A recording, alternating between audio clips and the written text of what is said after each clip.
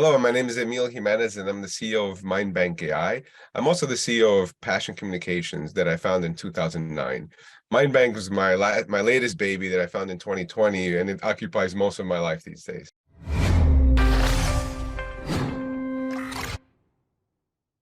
Hey, it's Kellen, and today on Diversified Game, I met brother Emil in CES, and you guys already saw the Andrew Weed, and that was about Mind Bank too, not about cannabis for those who you say weed and ding, ding, ding. But this passion of Mind Bank AI and what they've created is amazing. They're going to get into it all, but I also want him to talk about how he lives in two different countries. Sounds like Andrew Tate without all the drama. I know you guys. Welcome to the show. How are you doing, my bro? Doing well, man. And I think, I'm a firm believer of serendipity and the universe conspiring to help you on your journey. And the universe conspired and put us in touch to tell the story. Definitely. Let's start before we get into the business side. Let the people know how you're living, what Tim Ferriss wrote about, many moons ago, living in two different countries, doing business in two different countries. Maybe you got 7 different passports too, and 8 different residencies. But if we can first just tap into that a little bit on how you're a global citizen, I'd love for you to share. I would say it began at birth, probably. If you think about it, I like to say I'm the only gringo in the house, like the only American born in the house. So if I've even from a young age, I think my birth certificate has stamps on it from flights, definitely. So I've always kind of traveled a lot, and then as a young child, it was mostly between my living in New York City and my family coming from the Dominican Republic. So back and forth, there was already that two world, growing up in uptown Manhattan and then, being exposed to downtown Wall Street, two worlds, two completely different. Might as well have a passport control, So I think I've always been able to navigate these two worlds. And then I grew up in New York City, and I always said there's two kinds of New Yorkers: the ones who will never leave, and the ones who want to get out. I always wanted to get out. I was like, I like New York is my, it's definitely my home and where I feel I'm from the most. But I knew the world is much bigger than just that island, right? So I always loved to travel and always wanted to go abroad. And my first experience abroad was actually in high school. We did like a high school trip to Italy, and that's what let the floodgates open, being exposed at that young age and just seeing, you study about the Vatican and you go see the Vatican, the Colosseum, and you're there. It's that immersive experience is like, we're just trying to get into that now with VR and metaverse, but it's not the same, right? And that wasn't definitely available back 30 years ago. And then so I had the luck and the opportunity to do study abroad, and I started as a student going abroad, right? I did my study abroad in college. I did during my master's program is really where I really like lived there and worked there.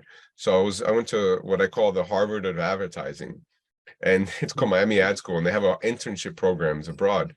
So I did an internship program in Budapest. So you're working at an agency, they put you up in an apartment, and you're there for 4 or 5 months, right? Whatever it is, for a semester, and then you're working. That's what you're doing. You're working and getting work experience. And then the last one was Prague, and it's one of those things where, life and the universe just happened. I did well with my internship. I won some awards. Met a girl the week I was supposed to go back.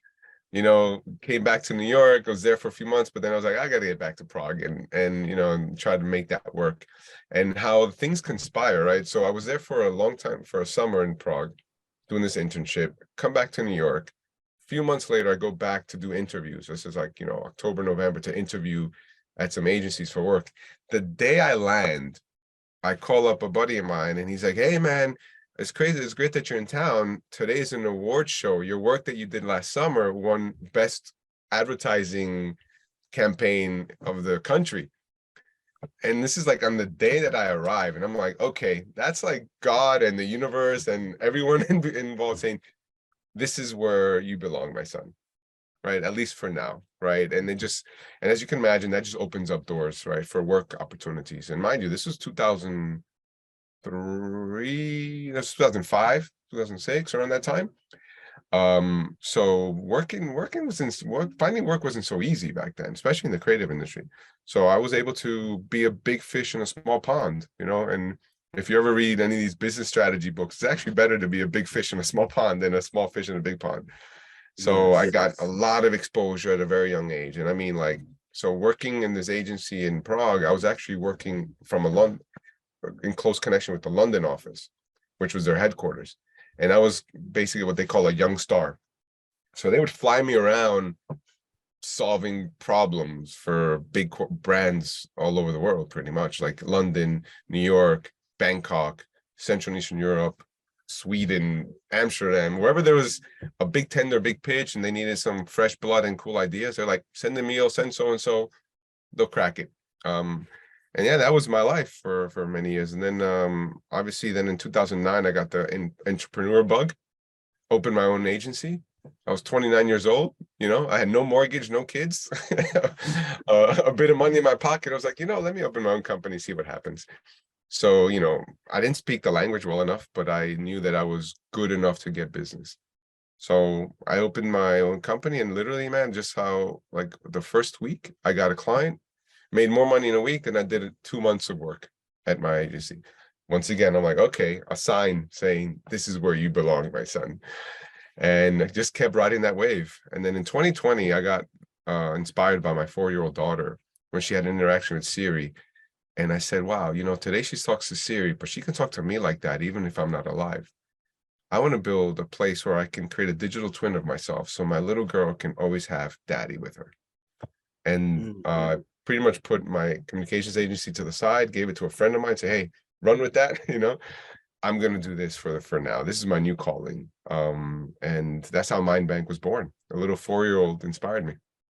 And this is going to be a lifetimes of work, because what you guys have going on is not going to be done. And every great, dream and plan is a lifetime of work. But I want you, before you go too deep into Mindbank, to let the person, know who's maybe like 14 years old, maybe they're 17, maybe they're 45.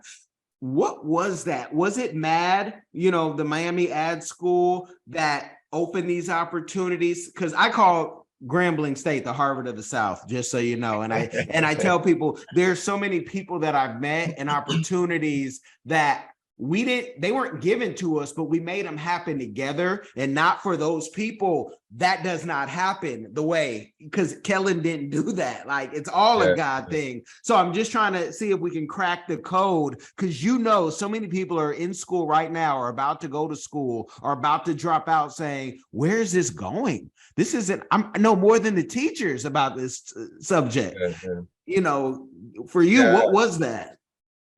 Well, I had there's a bit of luck and a bit of hard work involved in everything, right? So and genetics, I would say, to some extent.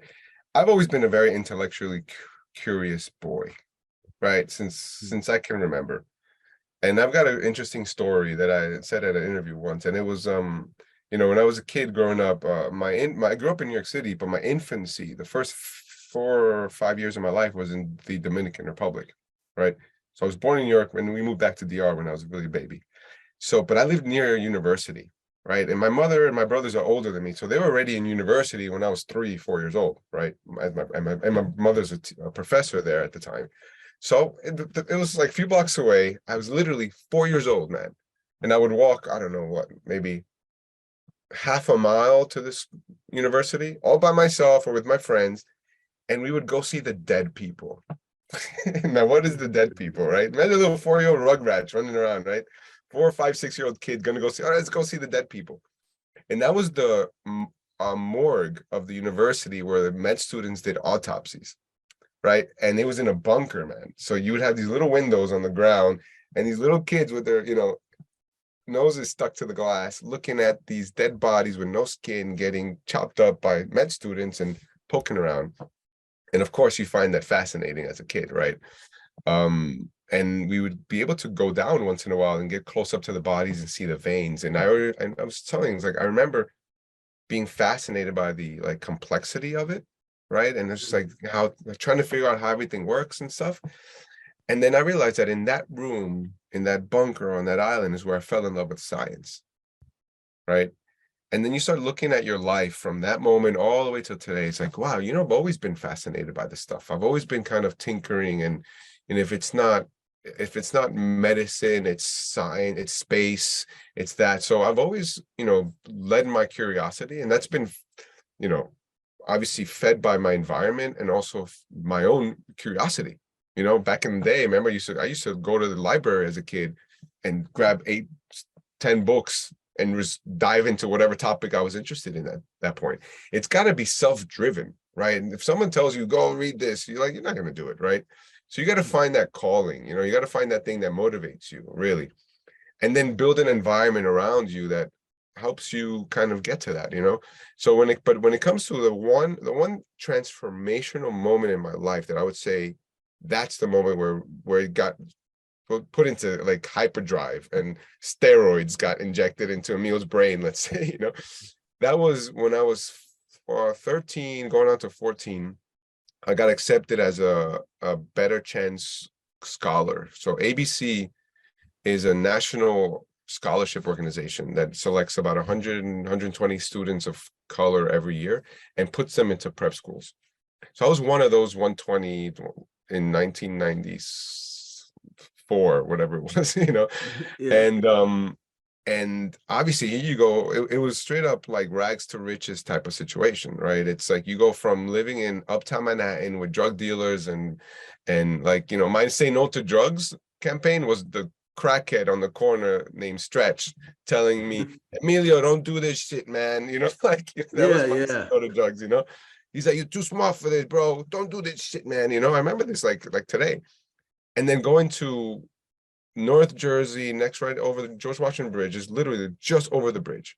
And it's like mansions and opulence and, you know, parents who've got like trust funds and you know, kids, like it's just like it's crazy, you know.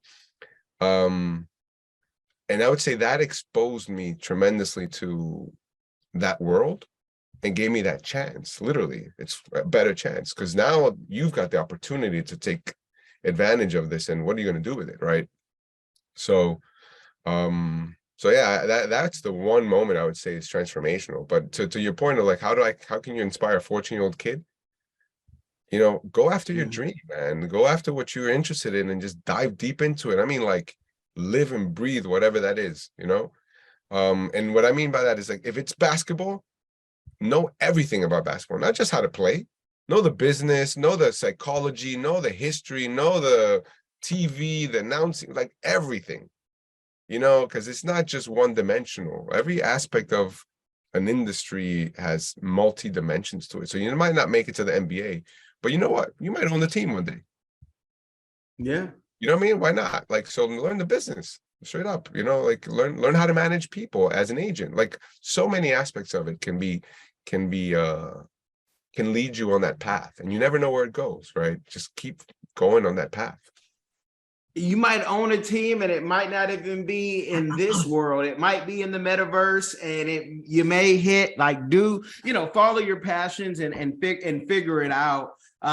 So sometimes people think if I did go to a better school, or if I did come from a different lineage, and again, the real great ideas come from the people who kind of had to get it out the mud or avoid stretch and said no to stretch. So, on the corner with Mindbank, tell the people, and I always think about the end user, even though if you guys were listening, you heard Andrew give a great, he broke it down, but I just want you to give your take on Mindbank and how you sell it to the world or pitch it to the world, because it's nothing that you got to sell. Everybody wants to live forever, or they want to have some type of a presence here.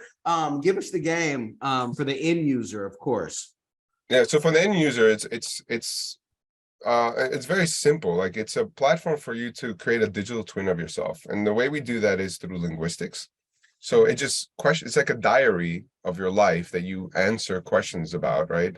And we analyze your linguistics to create a dashboard of the mind. So that has two sides. On one end, you're uploading your life story to the cloud and to our infrastructure, so that then someone else can access it and retrieve and have a conversation with it, right?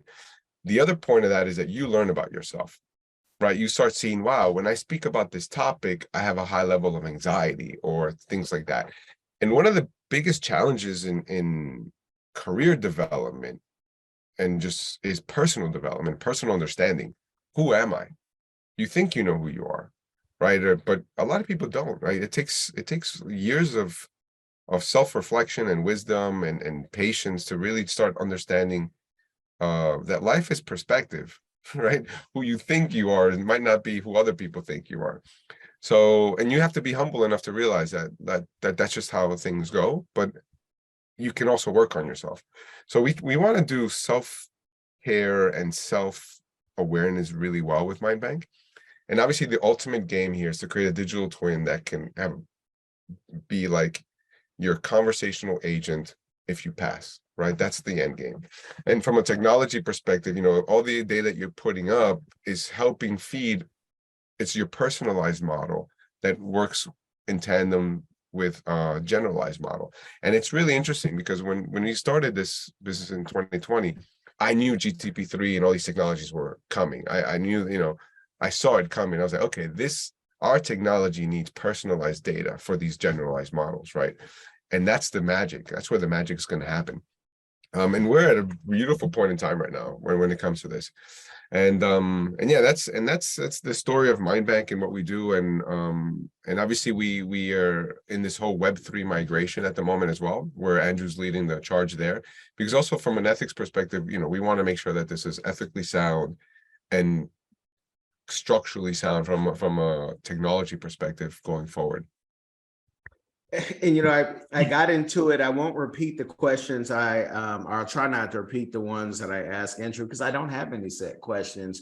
But I always think about people who are scared of the future, and if you don't read books talking about the future, like Peter Diamandis, Dr. Peter Diamandis, future is faster than you think.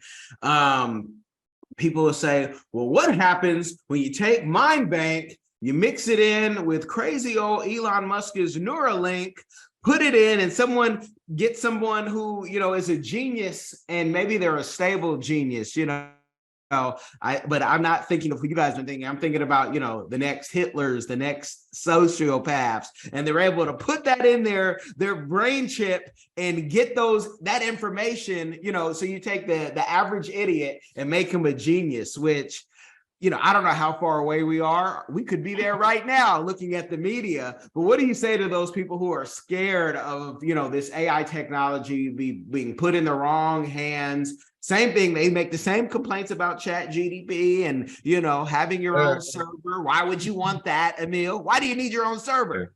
Be on AWS like the rest of us. Yeah. Well, I begin with the analogy of, AI is like fire. If we were cavemen in the cave and I'd show you fire, you'd be like, whoa, what is that? It's dangerous, right? You can get burned, but it can also cook your food and provide warmth on a cold day, right? There's two sides to every coin. So obviously, from a business perspective, we've built in, let's say, not only the ethics, but also the technological capacity to control it. And three, like Andrew's a key member of this team in that space, right? He comes from, he's what you would call ethical hacker. So we're always thinking in that way of, okay, can someone misuse this data, right? And the whole point of going to Web3 is so that you have control of this data, right? Because even for me, the way I see the business, okay, let's say we never sell this company. That's not my plan to sell it. 200 years from now, my great grandkid is, a very like sociopath, crazy person. That's too much power, right? So you want to have a governance in a way that is decentralized, so that not one person can have all that power. From a perspective of data information sharing, that this is me speaking as Emil, not me as a company, but I have a vision that wouldn't it be great if the world was completely transparent and you would be open to share your information with others and your knowledge with others so that others can learn from you and you could learn from them without the fear of either he's going to take my idea or without the fear of they're going to misuse this and treat it, you know, that's the point of education and point of society, sharing ideas and building this shared knowledge. You know, it could be that one day, you know, which was, let's look at Google today. Google is that shared knowledge platform. You want to find something, Google it, right? And you'll find different viewpoints from different people, different content pieces, and different sources. Theoretically, it is someone's digital twins data in there because someone sat there and wrote this thing, right? So that's their piece of knowledge that they're sharing with you that you're actually using to your advantage. So let's put that into an entity called a digital twin. And instead of being Joe Schmo, it's your grandma, you know, telling you the story about your father or your great-grandfather that you never heard, right? Wouldn't you want to have that story as part of your family legacy? You know, and once again, learning what makes you, you, right? That's the whole point of the thing, right? Like, how do you learn about yourself as a human being? And can we embrace AI to help us in that journey? You know, some people are even scared, and I've met family members through, you know, ancestry.com, and you go back and ask someone, hey, why didn't you tell me? And that, you know, that if the AI really has your personality, I could just imagine some of those conversations that you could not have had in real life. And you know, I'm glad you guys are one of many companies doing this, because if people are going to look at you ever like the bad guy, come to CES and see everybody who is trying to clone themselves or, you know, do something, giving away their data and don't even know what it will be used for. You know, and so, you know, you guys seem to be, again, on the ethical side of things. Mindbank, 50 years from now, does it, I mean, are we just gonna, you know, be kind of like walking cyborgs? And how do you get it where that family member who should, you know, maybe just go to rest, like, can you stop the nonsense and, like, you know what, that person was so toxic, we don't need them anymore. You know, we don't want the Hitlers of the world. Of the world. Yeah. Well, 50 years from now, that would be, you know, I think the way we see that aspect of it is that the family is a DAO, right? A decentralized autonomous authority, and the whole family has to vote Grandpa Hitler off of, you know, to delete Grandpa Hitler. But you know, but I'm also a believer of, once again, self-awareness is that you need to be aware that you might have Hitler-like tendencies. Mm-hmm. Right. And some people, let's be honest, some people are, you know, on edge all the time and are anxious people or aggressive. Right. And if you look at any genetic studies, a lot of that is genetic, or predisposition is a genetic predisposition for it. Right. Alcoholism, you know, affects all the communities in like the Native American community, the African American community, the Latin American community. It's a genetic trait that we carry. It's in our genes to have a higher propensity for alcoholism. Now, does that make us less human? No, it just means that that's what we got to be careful. We just got to be aware of this. That's it. You know, that you have a higher chance of getting addicted to this stuff. So, you know, so back to your point of, like, you know, Grandpa Hitler or something like that. You know, why not embrace the fact that, yeah, you know, that is part of your history. It's not always peaches and roses, guys. You know what I mean? Like, Mm-hmm. if you look back, you know, we got some thugs and criminals and people that aren't so, you know, upstanding citizens of society, but we need to learn from that. Definitely learn and you know, progress, hopefully. You know, with this Mindbank AI, and I want to talk about passion in a minute, but I want to know, you know, how do you split your time? Because so many people, you know, you'll go on someone's LinkedIn and they'll have 7 different businesses and they are the CEO, the CFO, the CTO. You say, my gosh, you got all the talent in the world, and they'll have all the positions. How do you split your time? Because even on passion, you know, you have, you know, big clients in this communication company of yours.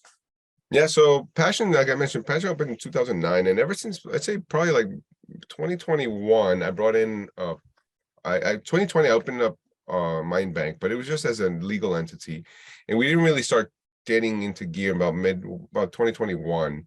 At which point I brought in a partner, right? I brought in someone to start working with us. He was a good friend of mine. So by 2022, I'm completely pretty much, I'd say 10% of my time is spent on Passion. And I dedicate most of my time on Mind Bank. And it's really simple. I mornings I probably do 2 hours on my passion stuff. Like it's mostly administrative stuff, like legal stuff, like accounting with my accountant and sign off on stuff, and maybe help with a tender here or there. The rest of the time is spent on Mind Bank, and my day goes from like work wise. I'm usually up at 6, put my kids to school. I'm in, then I go to the gym for an hour. So I'm in the office from like 9 to about 8 every day, right? Pretty much every single day, right? That's kind of my life. I drop them off, someone else picks them up. And really, that's when you're in this game, you got to hustle, man. And like I don't believe in the 4 hour, what is it, the 4 day work week? No, I don't believe that, because you know why, man? The Chinese, I've been to China. They're working, man. They're working. And they're just gonna outwork people. So you gotta compete, work smarter, work hard, and never give up.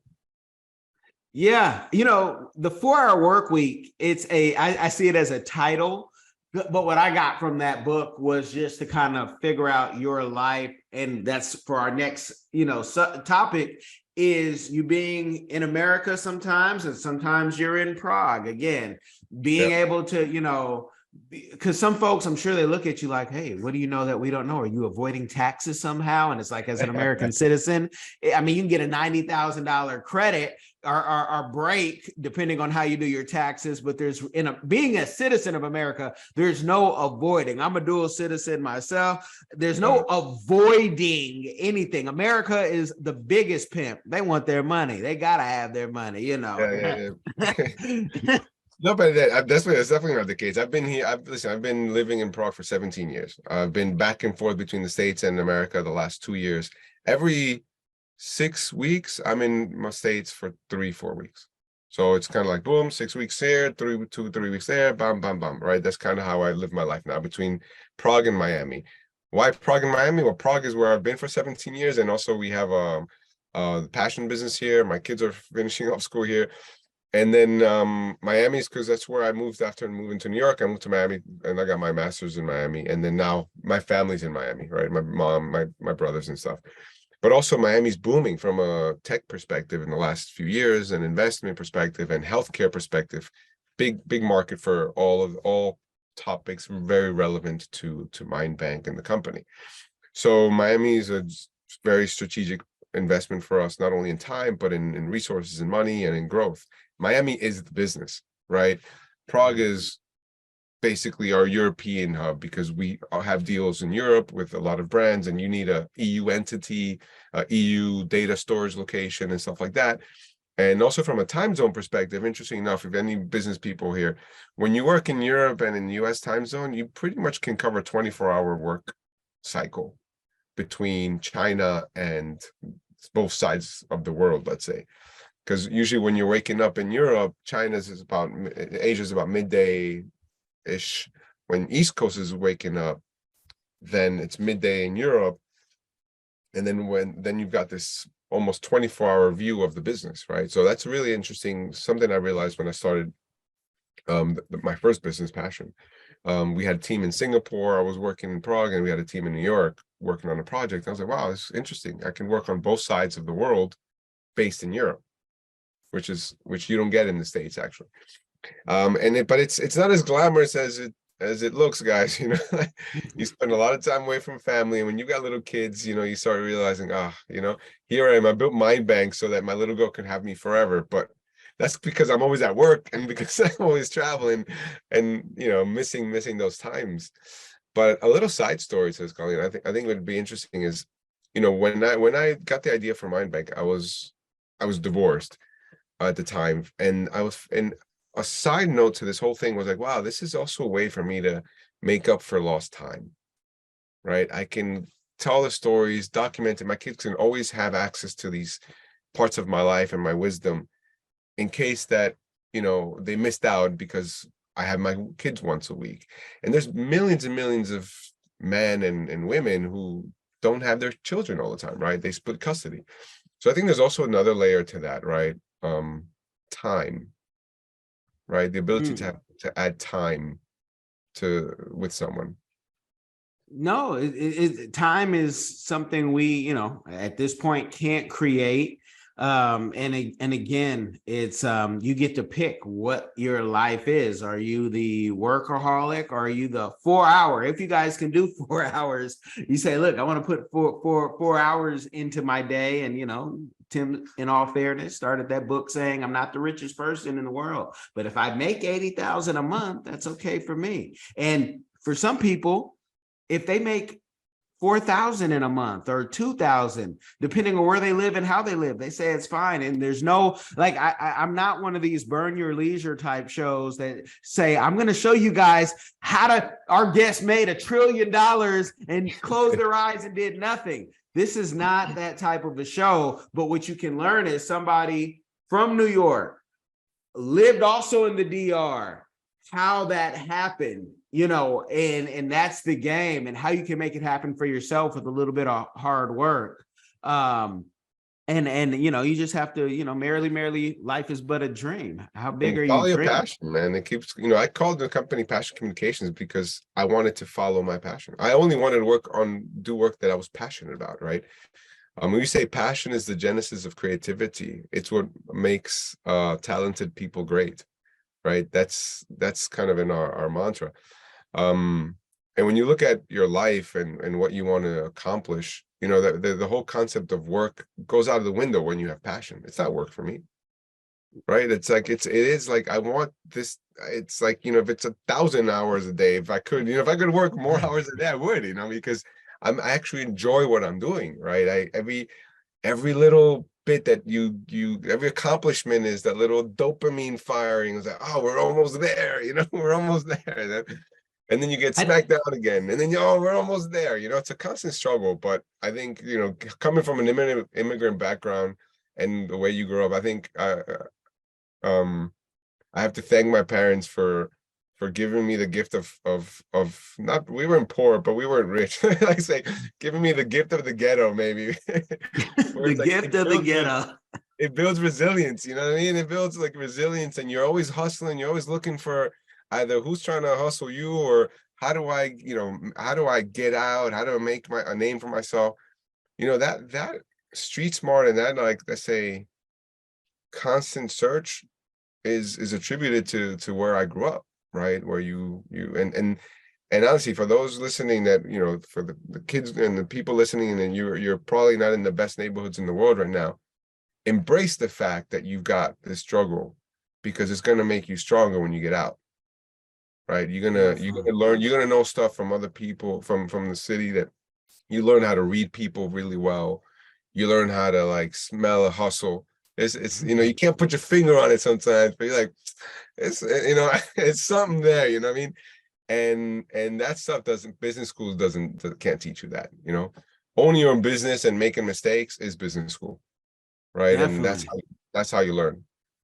Definitely. For me, I can remember even as a kid, you know, and sometimes we had it great growing up. I thank my parents, and even, you know, I say most of my cousins, but you always can be in that situation where we had to share a McDonald's hamburger. I never want to share. I don't want a McDonald's hamburger now. I think I'm weaned off that totally. Cholesterol issues would tell you, yeah, you don't need that. But I those little things, I don't want to have to ever put the McValue nuggets on the McValue salad to make a chicken salad. I could just go get a salad with chicken or seafood, I'd prefer.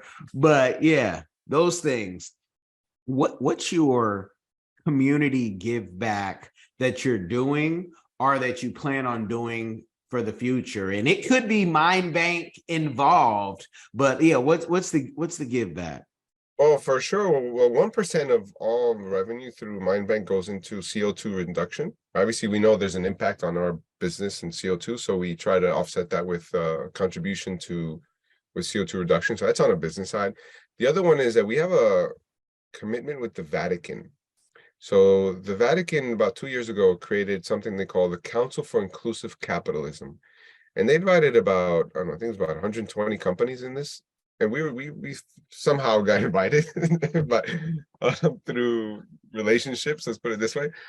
And we're on this Council for Inclusive Capitalism, and our commitment to the Vatican is that by to make our product more inclusive by reducing the cost for emerging markets.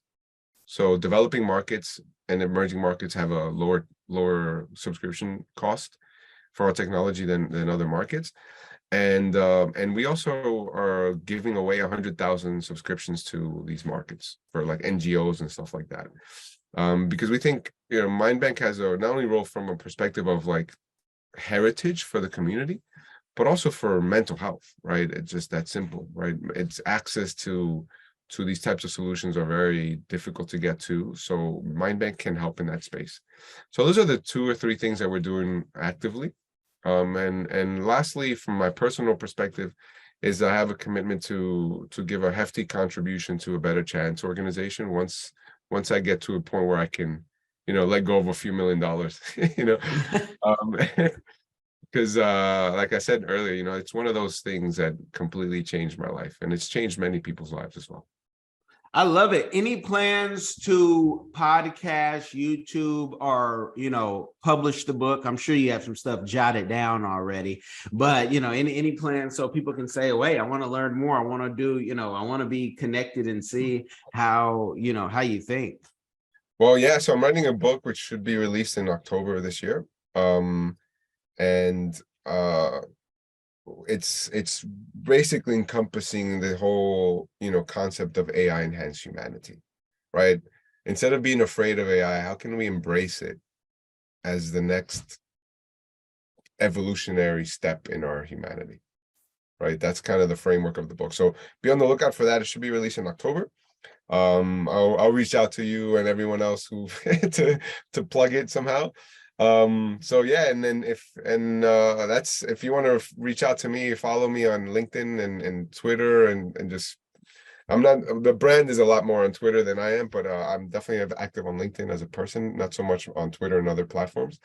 But yeah, things are moving so fast that I don't even know where to begin. So I think social media is the best place to keep up with us. Well, so I have to ask, is the book gonna just be in English? Will it be in Czech? Will it be in French? Will it be in Italian? Will it be in Portuguese? Will it be in Spanish as well?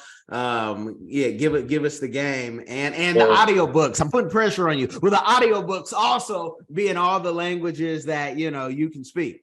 Well, I'll start with English first, and see how the sales goes, and then we'll translate it into other languages. Put it this way, most likely, yes. I speak many languages, so obviously I have an internal interest in making it into a multilingual. And then it's quite important also from a brand perspective that we're multilingual, because we're going to be in all these markets anyways. But from a logistical perspective, I want to be honest, it's like writing a book by itself is an endeavor, and I'm actually working on translating my mom's book for her, and that's like a journey in and of itself. But if I have the bandwidth and the team behind me, I would definitely do it. But I don't want to promise anyone yet.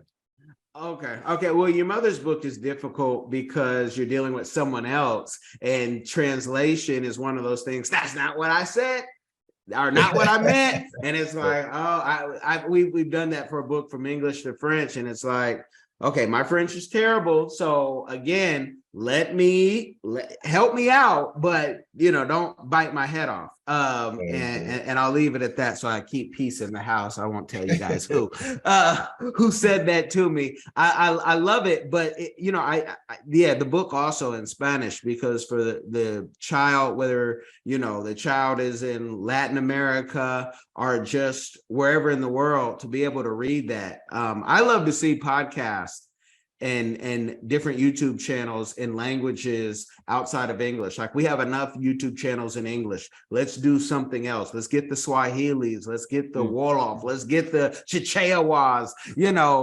There's so many languages, and people need, like, there's really good game that people need to hear globally. No, 100%. And I try to do that as much as I can, right?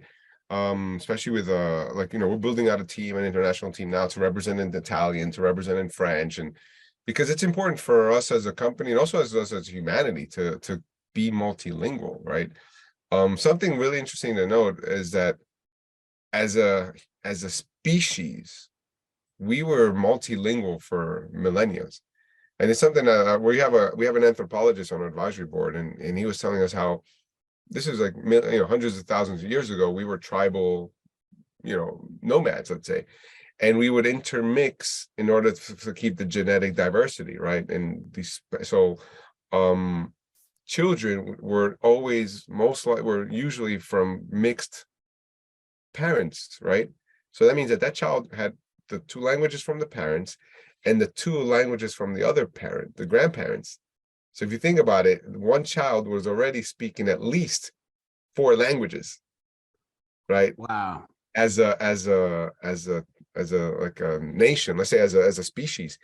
And it's only in the last maybe 100 or so, 150 so years that we've kind of become monolinguistic, English only or German only, right? Go to Italy. Italy till the other day was a bunch of states, right? And if any Italian will tell you some guy from the northern Italy is not going to understand the guy from the southern Italy, So language is obviously very important for us to be multilingual. And one thing I'll leave you guys is that if you go and live in another country, make sure to learn the language. You don't have to be Shakespeare, you don't have to be like the best, like speaking Czech or German or whatever. But learn the language, because that's a window into the culture, window into the way they think. It's in the language. Definitely. And, it can be debated, but there's, some proof. Jesus spoke more than one for sure. Some say 3 or 4, but, that's for sure. Hebrew and Aramaic for sure. Those are the languages of the day, definitely. Yeah, so if it's a very American thing. What is it? What did Patrice O'Neill, I think it was Patrice, said, I go to other countries and I look at them crazy for not speaking English. I look at them as a foreigner. And that's how many Americans, may he rest in peace. That's how many Americans look at it like, hey, no, true story. I've been in London when I was a young man on a group tour, and the young woman, she's from like Idaho, like the heart of the America, and she's like, it's not glass, it's not spectacles, it's glasses, it's not windscreen, it's windshield. And this is in London proper. And I'm like, only in America. Only in America. We are a different breed. And the reason why I tell you guys travel's the best teacher, I thank you for coming on. I'm going to have links in the description. You guys saw that LinkedIn is his place. He likes to, if you have some real business, for all of you venture capitalists, angel investors who, have all the money, don't know what to do with it, go have a serious conversation if you want to depart with it, not just to brag about yourself and how much your Shiba and your Dogecoin made you. I tease y'all guys all the time. I'm sorry. But I thank you for coming on. Any last words you want to give the people? No, please go on, download mindbankai and keep an eye on us. We're doing a lot of interesting things coming up. And thank you for this time. And I thank you for the opportunity. I thank you, Florida Funders. He said he is in Miami, so he qualifies. Check it out, you guys. Make sure you share the game. It will change someone's life. Be blessed.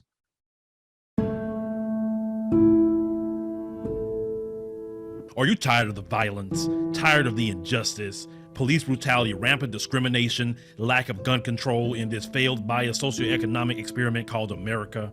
Or maybe you need a break from the relentless grind and want to regain control of your destiny, your wealth, your health, and your purpose. DiversifiedGame.com has the right course for you. Prepare for my first trip to Africa. Looking to reconnect with your roots, start a new business, or just a fresh start. Africa, aka the motherland, is waiting. Don't let the Chinese and the Mzungus have the fun and also take over the motherland. From Cairo to Mombasa, from Dakar to Cape Town, Africa has something for everyone, from business opportunities to the most amazing people, safety, leisure, and landscapes. The opportunities abound. It is time for the diaspora to reconnect with their roots. Time to reconnect with the birthplace of humanity. Africa is the last frontier. Get your head in the game and reclaim your legacy. The writing is on the wall. Babylon is falling. Give up the stress, grind, and violence inflicted on our people on this continent and prepare for a journey of restoration and joy by connecting with the land of your ancestors. Check out our new course and kick off your adventure at diversifiedgame.com.